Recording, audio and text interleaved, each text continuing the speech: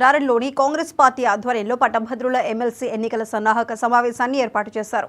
ఈ సమావేశానికి ముఖ్య అతిథిగా మంత్రి సీతక్క, ఎమ్మెల్యే వెడమబొజ్జు పటేల్, పట్టభద్రుల ఎమ్మెల్సీ అభ్యర్థి నరేందర్ రెడ్డితో పాటు పలువురు నాయకులు పాల్గొన్నారు.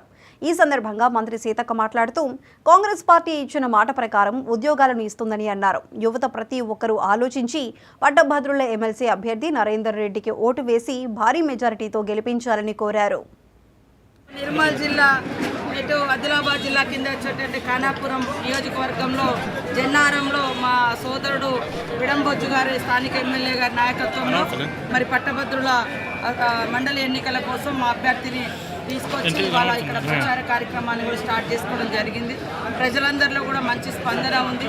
ఇవాళ ఇచ్చిన మాట ప్రకారం ఉద్యోగాలు కానీ ఉపాధి కానీ అదేవిధంగా మరి ఇచ్చినటువంటి వాగ్దానాలను కూడా నెరవేరుస్తున్న సందర్భంగా పట్టభద్రులు ఓటేయాలని కోరుతున్నాం. 10 సంవత్సరాల నుంచి మరి ప్రతి సంవత్సరం 2 కోట్ల ఉద్యోగాలు ఇస్తానటువంటి మోడీ ప్రభుత్వం 200 ఓట్లు కూడా మా జిల్లాకు ఇయ్యనటువంటి పరిస్థితి చూస్తూ ఉన్నాం. మనం ఈరోజు ప్రభుత్వం వచ్చి రాగానే మరి ఈరోజు 54,000 పైగా ఉద్యోగాలు ఇచ్చినటువంటి ఘన చరిత్ర కాంగ్రెస్ పార్టీది, సీఎం రేవంత్ రెడ్డి గారిది.